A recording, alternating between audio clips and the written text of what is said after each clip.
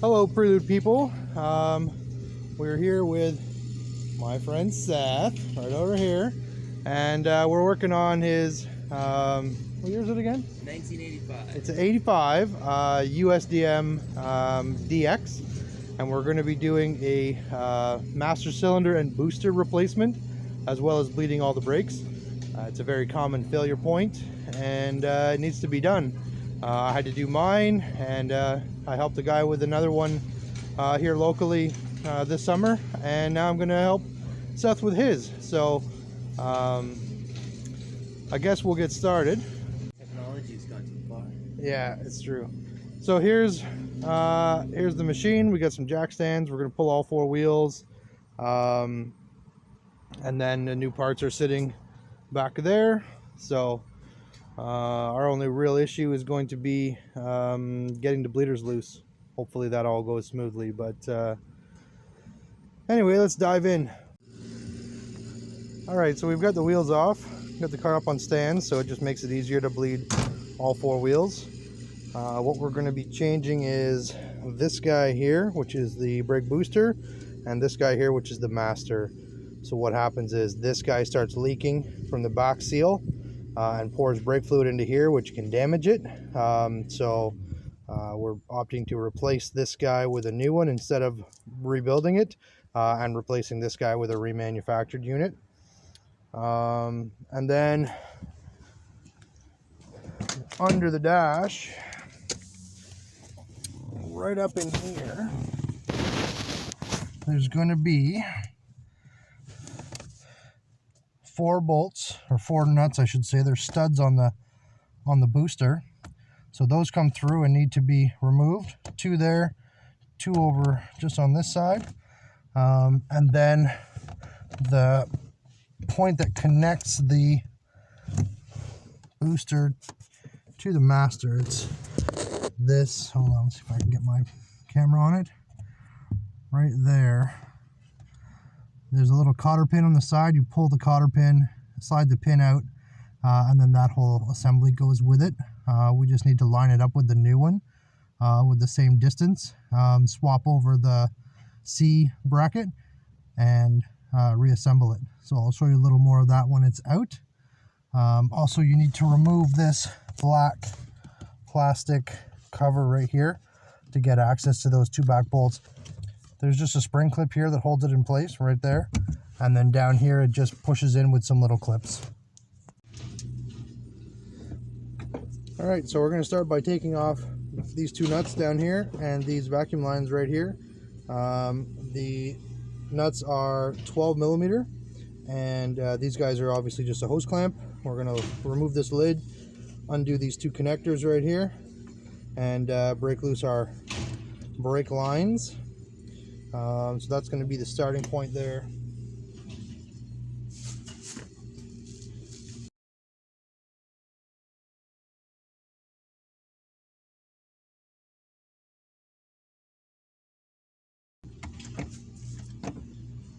Something you want to make sure you have is a good set of line wrenches. These are a little bit different from regular wrenches. So this is an open end combination, open end box wrench. These guys, you can see the slit where it goes through is only wide enough for like the brake line to go through. So they have a lot more grabbing power on the nuts. These are good for the bleeders as well as the brake lines. They have a lot more contact surface, so you have less chance of rounding off the fitting and then not being able to get it out. So these guys are good to have.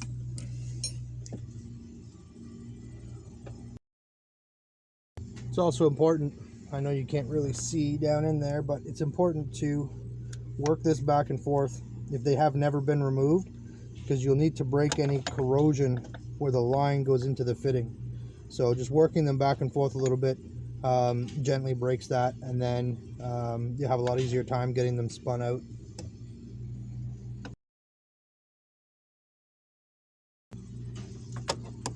I'm not going to take them all the way out just yet because I want to prevent it from just leaking everywhere. So these are broken loose, that's fine.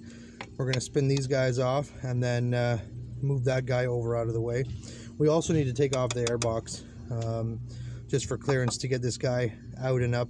So I'm going to take that guy off. Yep. I am doing it.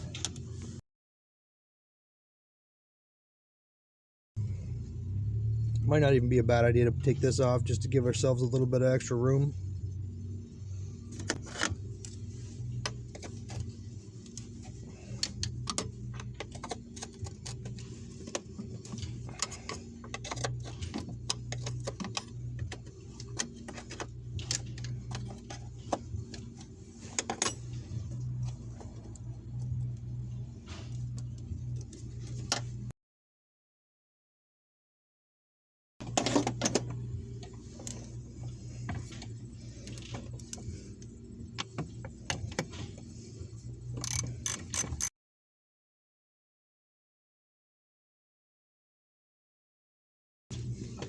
Something interesting to note is that the washer and the nut are actually wet with brake fluid as I'm taking them off, which is a clear sign that there's all kinds of fluid behind there.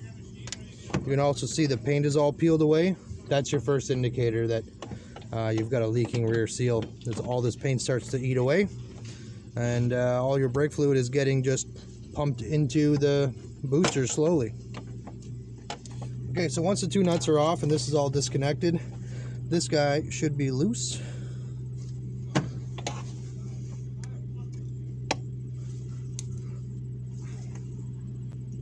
Put the cap back on so we don't spill it everywhere. But yeah, you should be able to give this a wiggle and have it come loose. It can be stuck pretty well from the corrosion over the years. Might need to get some pry bar action.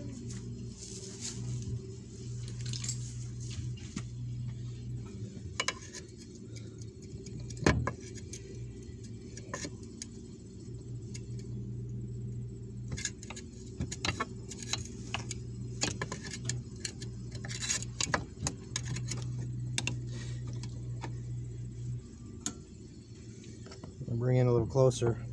See all this corrosion in here? That was corroded right to the master, from the master to the booster, preventing us from just pulling that off. So that's not awesome, but we're changing it all anyway, so it doesn't really matter.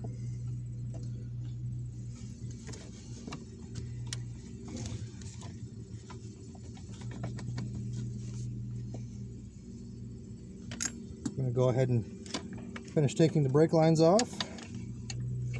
The whole car is getting bled anyway, so if it drains out a little bit, it's not the end of the world because it's all getting redone.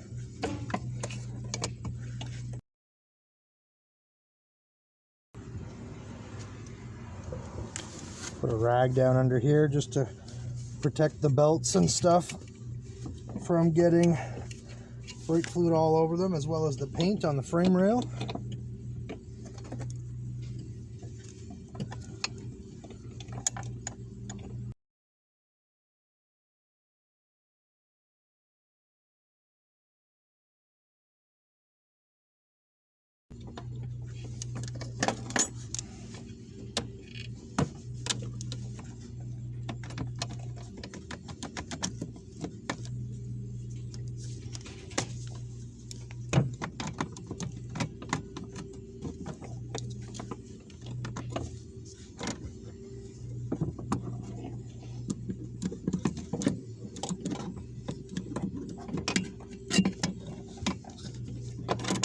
And there we go. Master cylinder out. Now we'll just get some work on the connections for the booster on the inside, which Seth is already working on, but I'll see if I can get in there and get a little video of that. And try and squeeze this guy out of here. Nasty. Okay, so right up in here we're going to pull this little cotter pin, which can be a real pain to get to sometimes.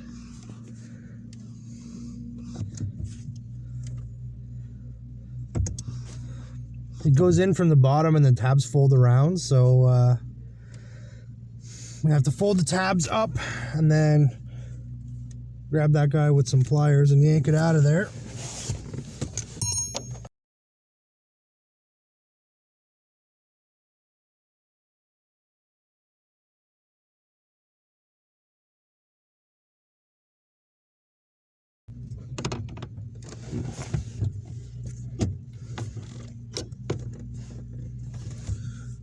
There she be. Then you push this little guy out from the back like this. A little pin comes off, and now that moves without moving the booster. So it has a locking nut on the back side here that we'll have to loosen off, but that's not important right now. So what we're going to do now is take these 4 nuts off of the studs, and they are also 12 millimeter, not super tight, so you know, don't have to stress about getting in there with a big wrench or anything.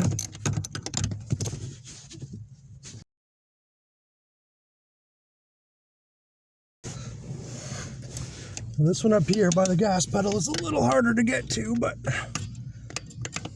not impossible. There's just a bunch of stuff in the way.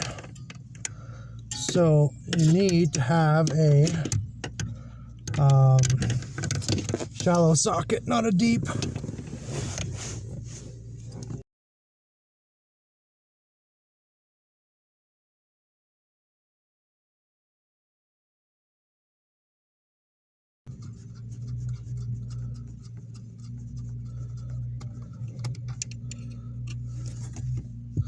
All right. That is that. Now, should be able to give it a wiggle or push the brake pedal, and that's it. Out she goes.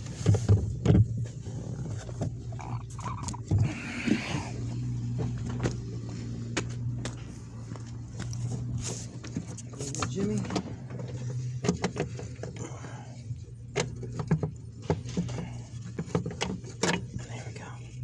Let's see if I can take the brake lines with me. Oh, that was a good noise. That sounded good. Oh, that looks good too. I wonder what that's for. It's like pulling the alternator out. You have to like dance with It's similarly annoying, yes. Come on. So what you might have to do is stop braking stuff first. loosen that locking nut and spin the little bracket off the back. Yeah, just So grab the 12 millimeter from on the floor inside the car. So that bracket is going to prevent us from coming out of the hole. So what we're going to do is we're going to loosen that locking nut and then spin that guy off, but leave the locking nut in place.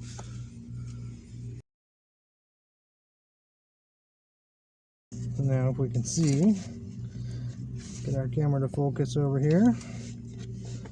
So now we can just turn that guy off and it'll fall down inside the car, and now we have a much shorter issue to deal with here. So it should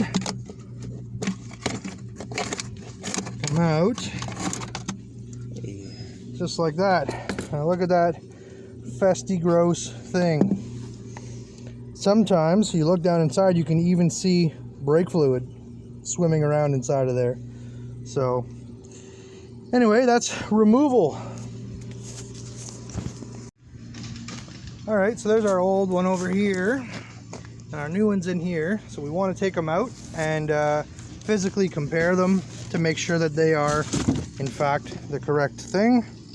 So it looks like it has similar indents. You know, this is just a reman. So somebody sent this in, it got remanufactured, and now it's good to go. But just for the sake of argument, put them like this. We want to make sure that the hole for the vacuum line lines up in the same position as the hole and the bolts for the master, but it looks like we have a match there. So I'd say that that is the correct unit. Looks all the same. Got a new locking nut.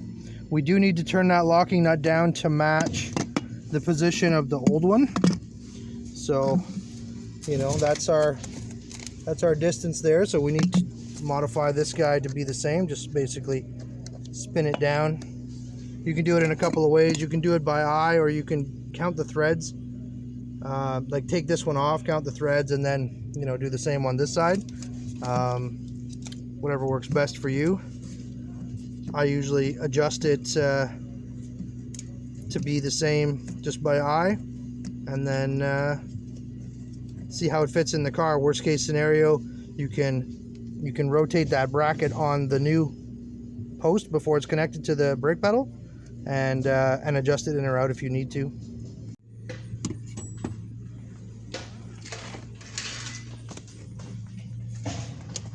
Must be Tom Cruise. There we go. So with where'd the sucker go?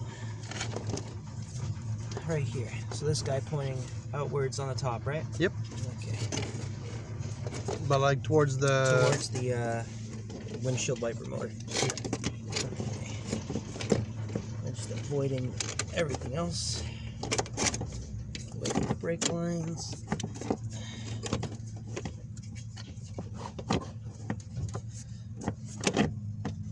I think I have a wire caught in here. Hold on. Yeah. You should be able to just pull that wire around from the front. That's for the sensor on the master cylinder. Okay. And there isn't one below it, so we can just go ahead and give that a... That's pretty much it. There we go. So now just reverse procedure. Leave that guy on for now. Okay. But we got to get the nuts all back on the inside and tighten down. All right. And it'll pull itself back into position once those are in.